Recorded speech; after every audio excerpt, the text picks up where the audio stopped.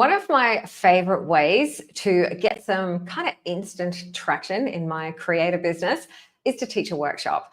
And sometimes you can give yourself the challenge of, hey, what would I teach if I had to teach something tomorrow? It gets you out of decision paralysis. It stops you from, spending months trying to decide on the perfect topic.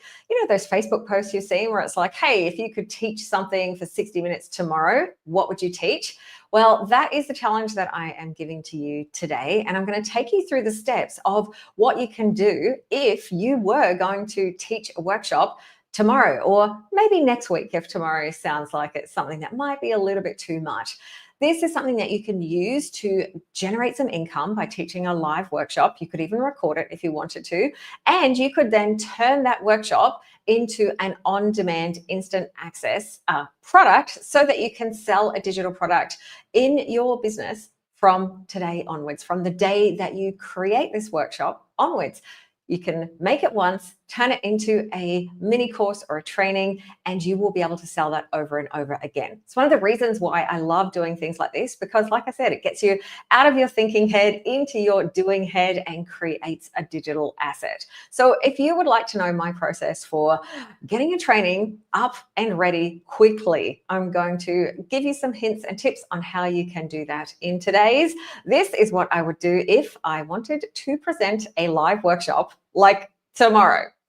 So firstly, you got to pick the topic. So ideally, this will be something that you already feel really comfortable teaching. Maybe it is something that you teach already without even thinking about it as something that you teach. It's a process. It's something that people ask you about. It's something that perhaps you are actually going through with people every day anyway. Maybe you are chatting to people, maybe you are in Facebook groups or on threads or in Instagram comments, giving people suggestions when they're like, hey, I would love to do this, but I'm not sure how. These are things that you already know, things that you don't need to spend weeks or months researching. This is 60 minutes. You're not going in depth. This could be just one little thing that you are really good at, that if someone said, hey, what could you teach tomorrow? Or let's just say that I was running a series of presentations and someone dropped out and I call on you. I'm like, please, can you help me? I need you to fill in. What can you teach tomorrow? It's that kind of thing. The thing where you could be like, oh yeah, and it's just kind of going to roll off your head because it's something that you're already doing, it's something that you're potentially already teaching people and that you are really, really familiar with. Now, if this is things where you are answering questions about it all the time because you just are naturally gravitating towards doing that, or something, if you had to teach a friend, maybe it's the kind of thing where a friend might say, oh my God, I love how you break that down. Or people come to you because they find it really difficult, but you find it really easy. Those are the best things that you can talk about.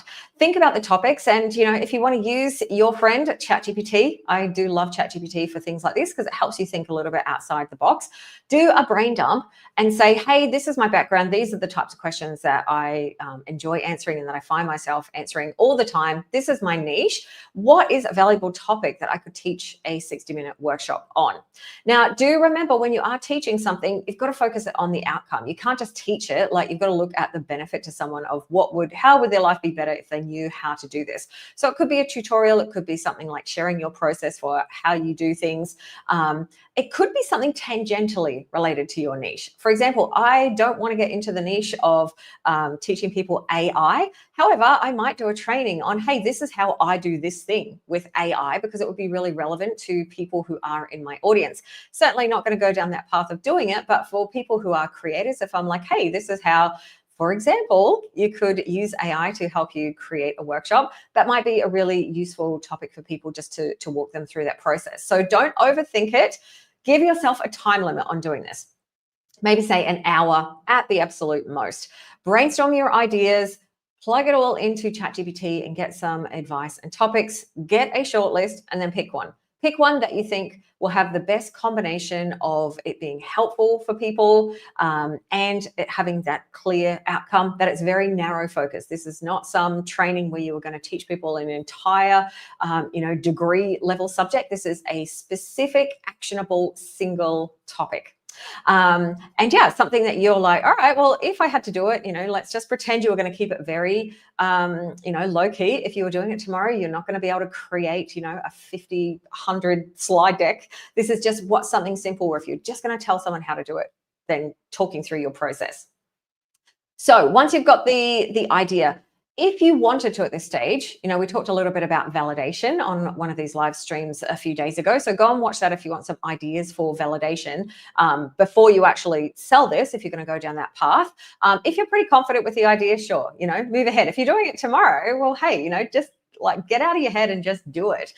Before you know, the end of tomorrow will be there. You would have done the workshop, presented it, and if it works, great. And if it doesn't, you can try something else. But if you do want to go and validate it, you could, do the step of, hey, I'm going to teach about this topic. Is that something you'd be interested in? That kind of post out to your social media or email list. Go and look at the validation live stream of this is what I'd do if I wanted to make sure my course would sell, to get more ideas about that. But once you've got your idea, what I would like you to do is dump your ideas into a tool like ChatGPT. Now, I know I keep referencing ChatGPT. Insert AI tool of your choice if you don't already have ChatGPT or you prefer not to use it.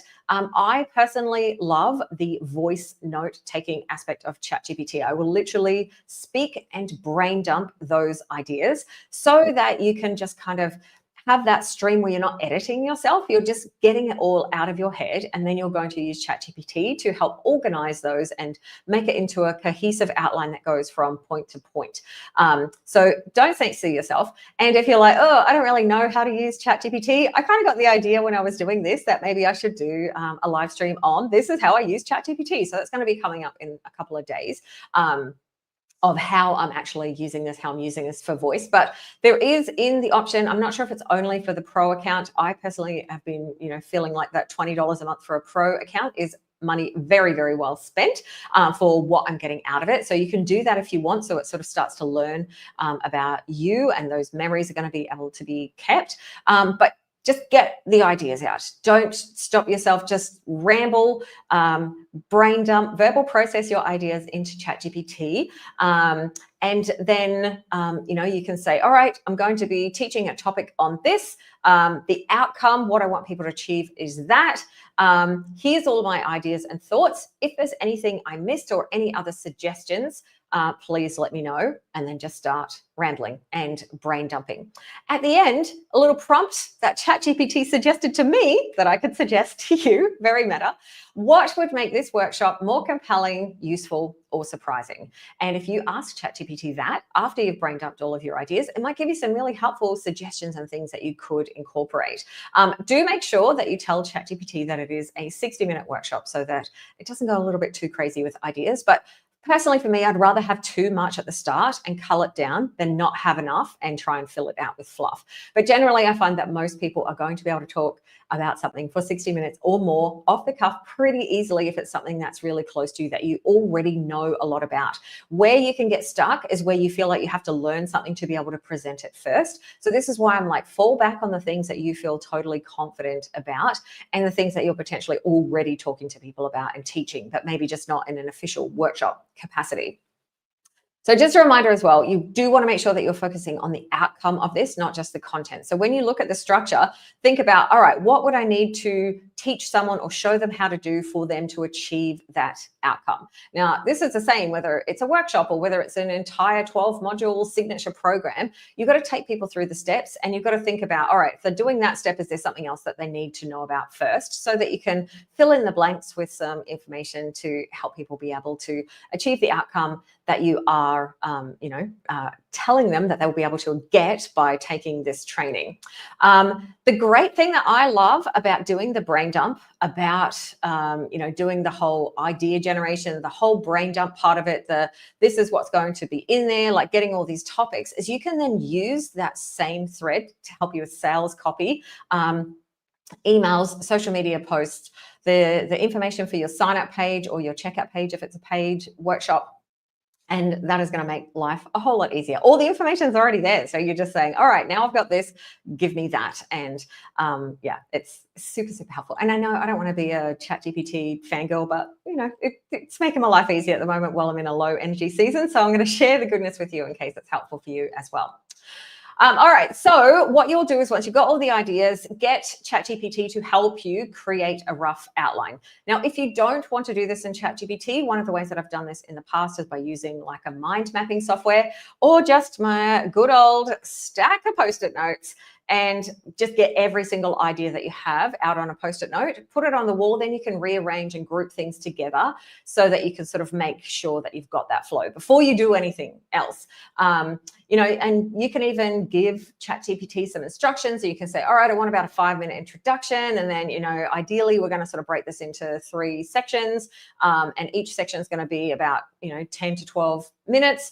And then I want to have time for Q&A. You want to have a wrap up and a summary of what we've covered. So you can sort of give some instructions of how you want that to be structured so that you can make sure that it all works in very well. Now, one little bonus tip that I will give you when you are presenting something live and you are potentially wanting to turn it into a recording later, or even if you are recording yourself in one workshop and you want to turn it into something later, try and have obvious kind of break points in the content. So that's why I find it really helpful to do like an introduction, what you're going to learn section, some background information potentially, then break it into say 3 parts. So you can have a part 1, 2, and 3.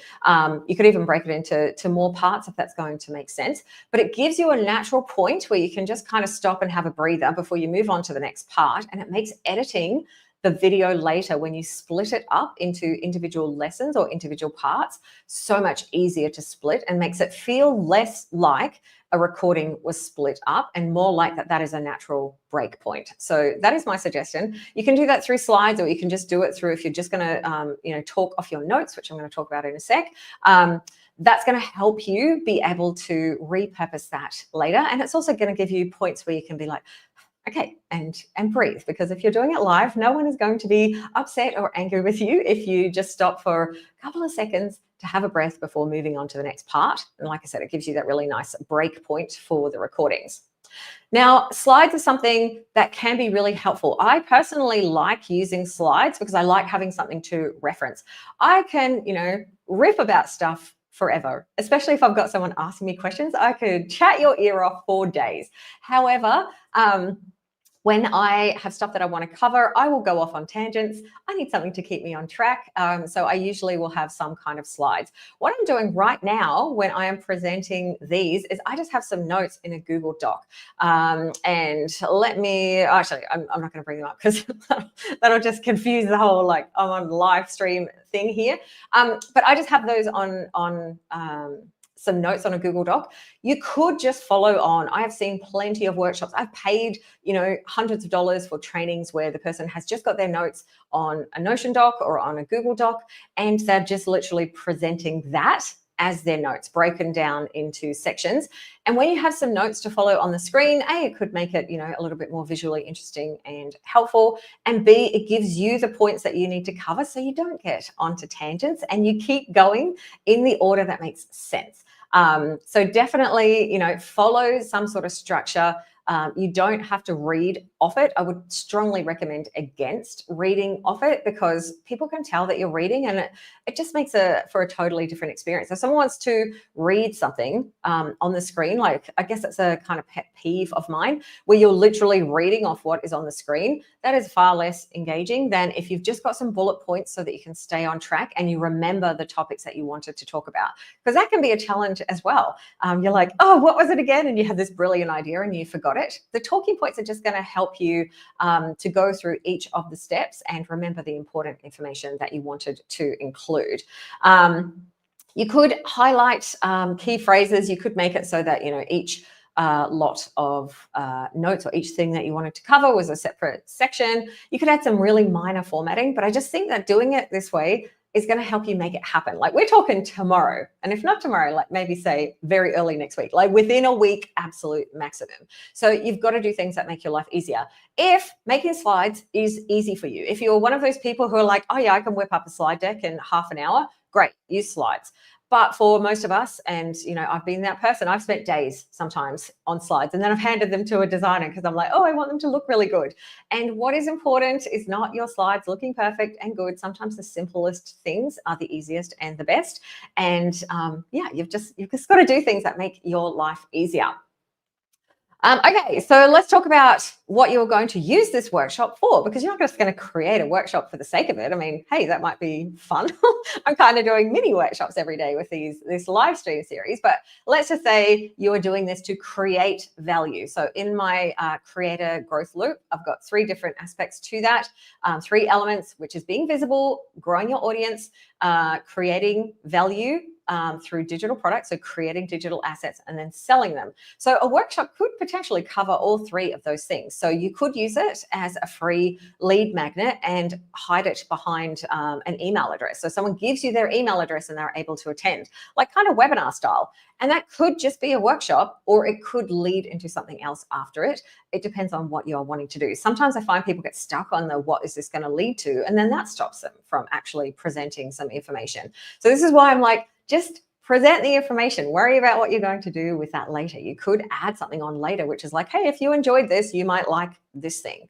So you could use it just for audience growth. I would definitely recommend to get someone's email so that you can at least grow your list through the process of doing this. If you're going to go to the work of creating a workshop, then please grab their email. Say, hey, if you would like to watch this workshop, I'm presenting it, here's an email.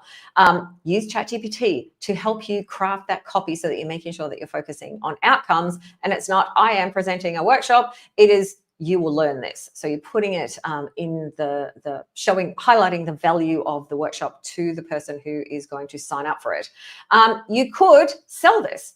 Workshops are a fantastic way to create digital assets in your business that you can sell. And like I said, if you are doing something as a recording, you can invite people to it live. You probably wouldn't want to do it tomorrow. If you are doing it live and you want to sell it, you'll need a bit of time to actually sell it. So I'm talking about, the time spent to create the workshop. I would definitely add a couple of weeks on if you are wanting to sell this, to actually give enough time to promote it and to get people to come in and buy it. However, if you're going to do it tomorrow for the purpose of getting a recording that you can then sell and turn into a digital product, into a mini course or something like that, then do it tomorrow and then start selling. Just get it made potentially if you're like, oh, I don't know if I want to do it live. So record it and then start selling. The good thing about doing a 60-minute workshop, it's 60 minutes. Like you can spend that time to create something, a little bit of prep, spend the time to record it or do it live. And you then have an asset that you can sell in your business. You can use it to generate leads, etc. So choose whether you're going to have it as free or paid.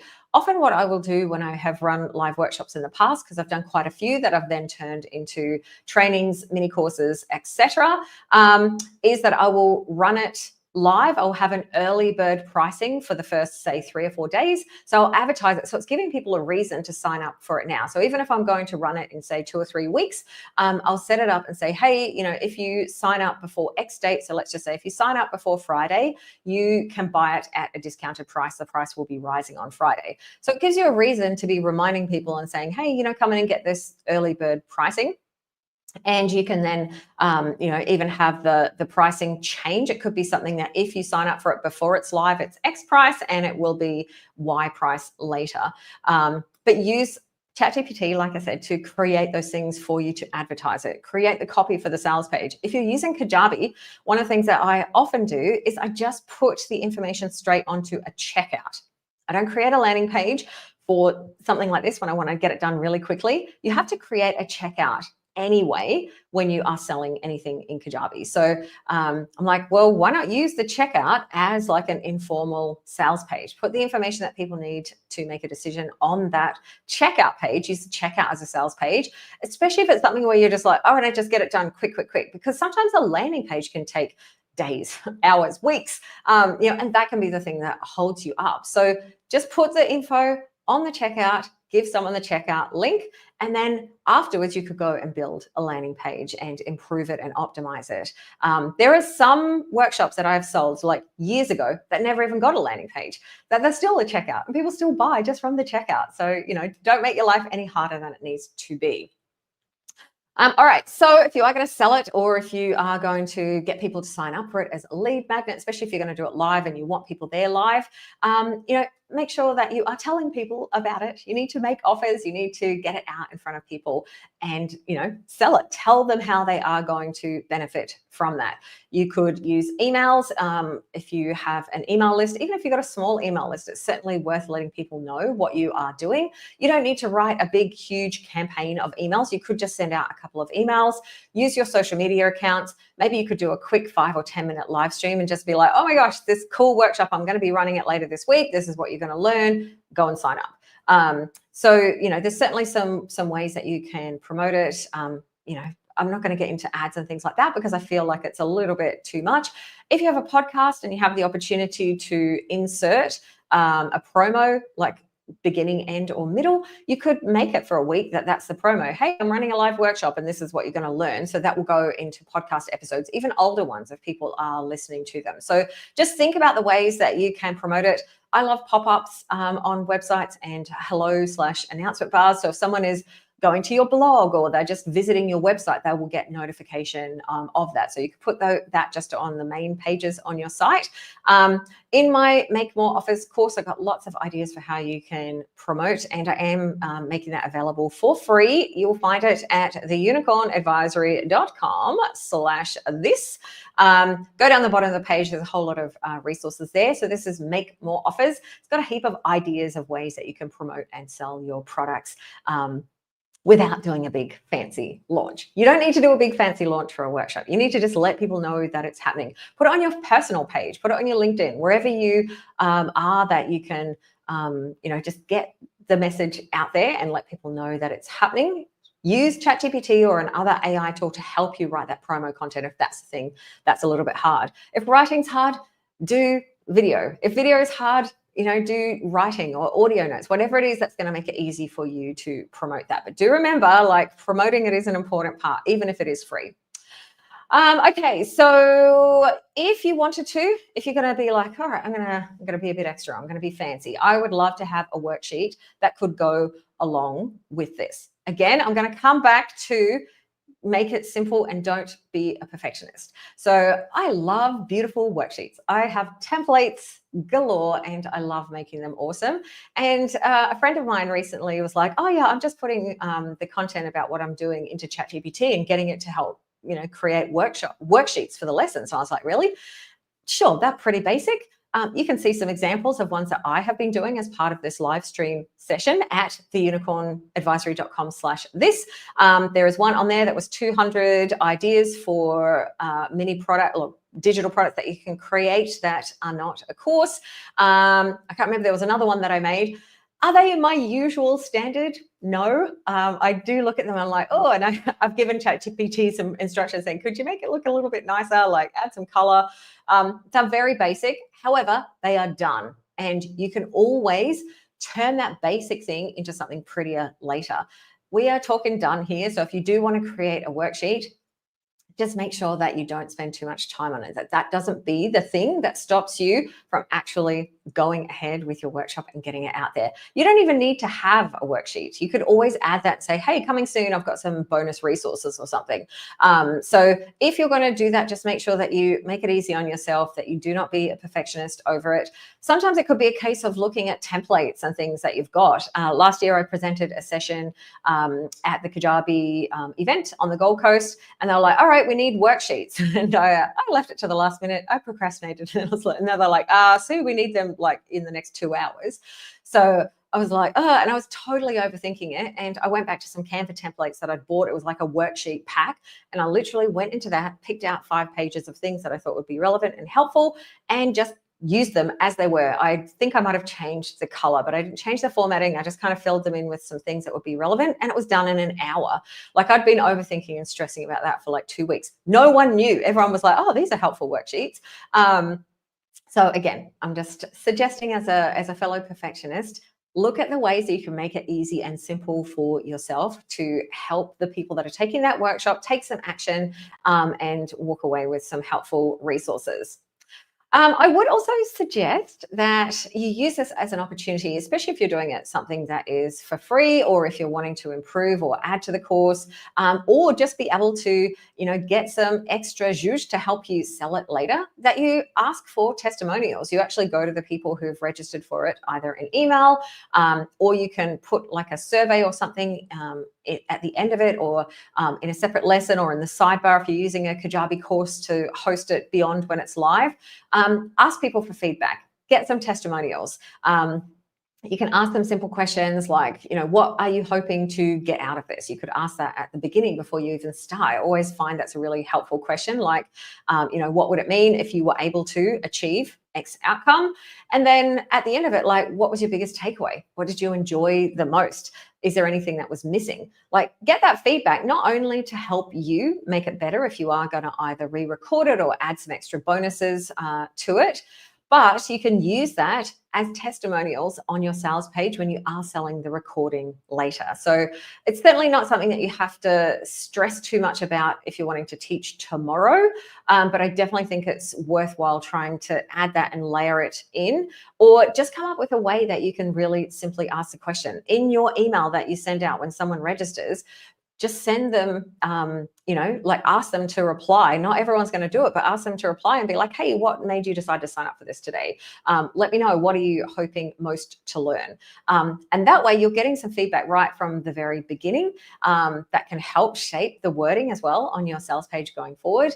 And then afterwards, just say, hey, I'm going to send out a quick survey, and just do something very, very simple. It can either just be some questions in an email. You could send someone to a Google form, just whatever is the way that is going to make it the easiest. I love using video ask. However, I've used that as an excuse not to do things in the past, because I get, the whole video anxiety thing, and sometimes I faff about and don't use it, even though I intend to. So then I don't get the testimonials at all, because I'm trying to do it in the perfect video way. So whatever way you can get that information is helpful. And then you'll be able to go back to people and either ask them more questions, or be like, hey, do you mind if we just jump on a quick call and I can ask you some questions?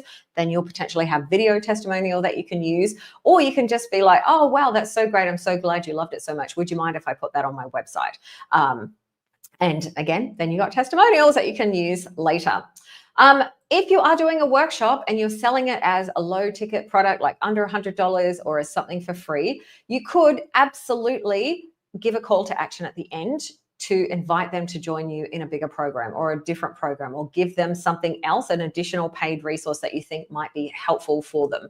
Don't shy away, because it is a workshop and someone is paying for it, to not give them next step suggestions. There's potentially things that you can do to help someone go forward beyond your workshop. So the workshop, I believe a workshop should stand on its own, and it should be helpful as its own thing.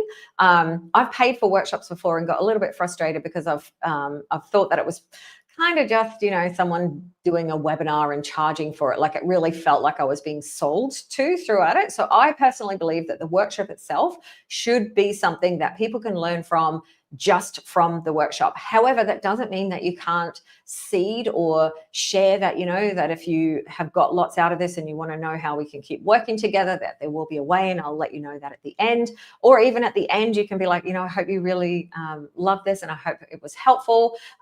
If you want to keep working together, or if you want to take this deeper, here's a resource that can help. You are inviting the sale. You are not selling, and you're not hardcore pushing it down their throats. You're just letting people know what's the natural next step and inviting them to that. All right. So if you are going to repurpose it in any way, like I said, it is fantastic to turn a workshop into either a lead magnet, a mini course. You could, even if you don't want to turn it into an entire mini course, maybe you could chop it up and use it for social media content. If you're like, yeah, I really want to do that again, that probably wasn't my best work.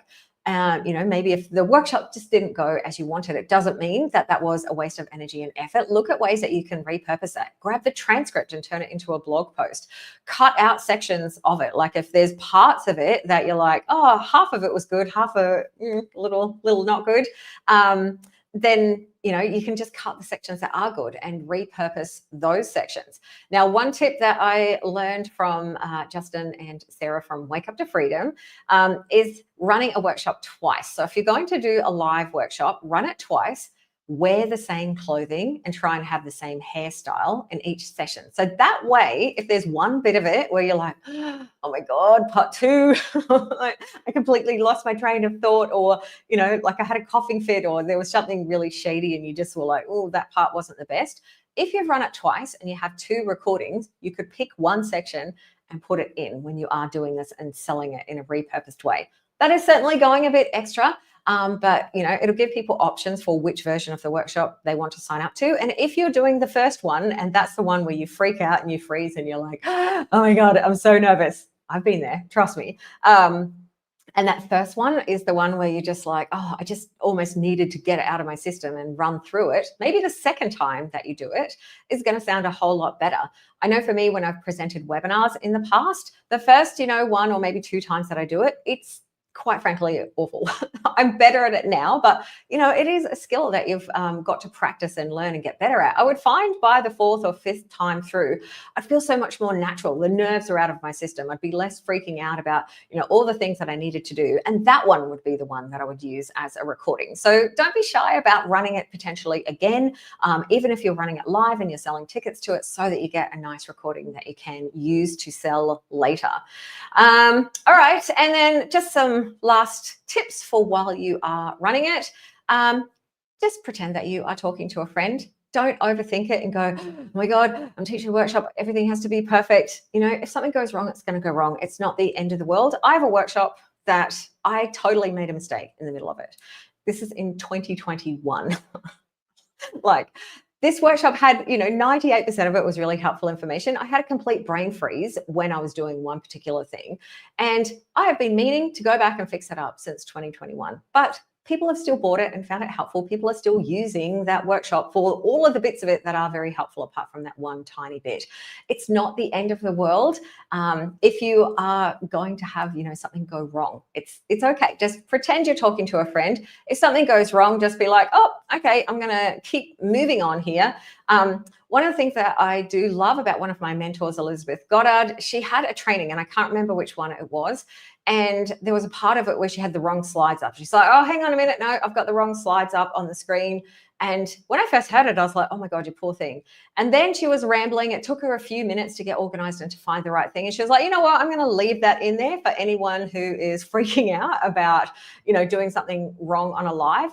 The amount of people that commented going, thank you so much. You've given me permission to be imperfect.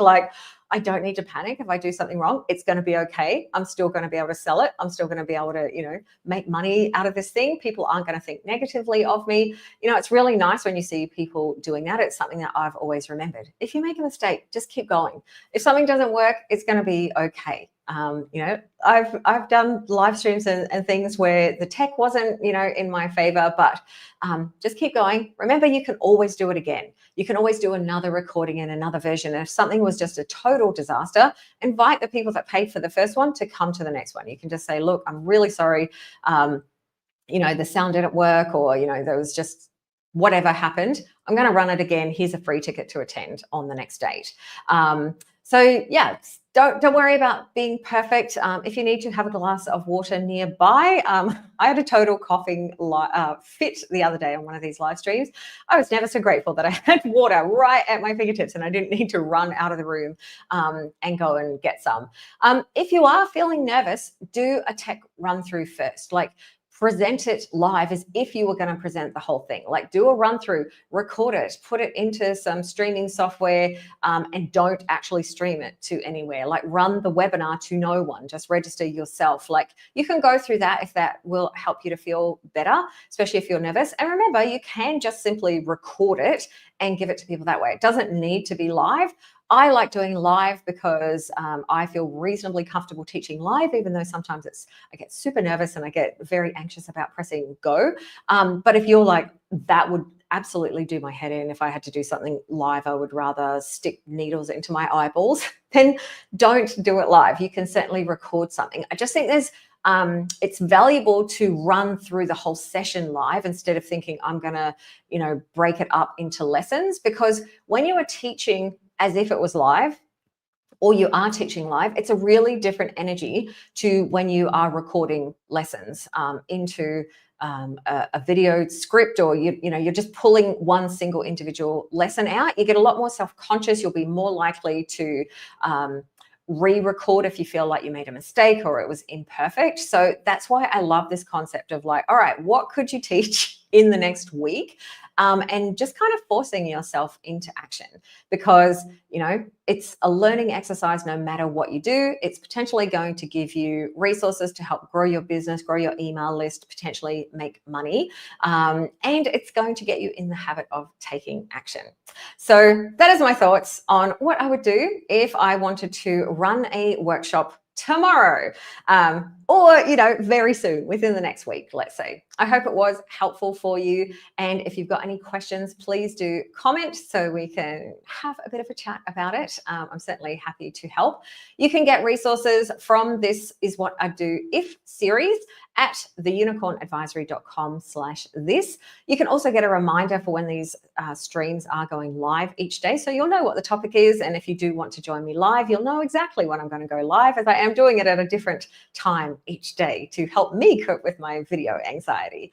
But the series is going to run for a few more weeks. So if you've got any scenarios or any things where you're like, I would love to know what Sue would do in this situation, let me know. Comment, send me an email, as I want to make this as helpful as possible for you. Tomorrow, I'm going to be doing another very fun session.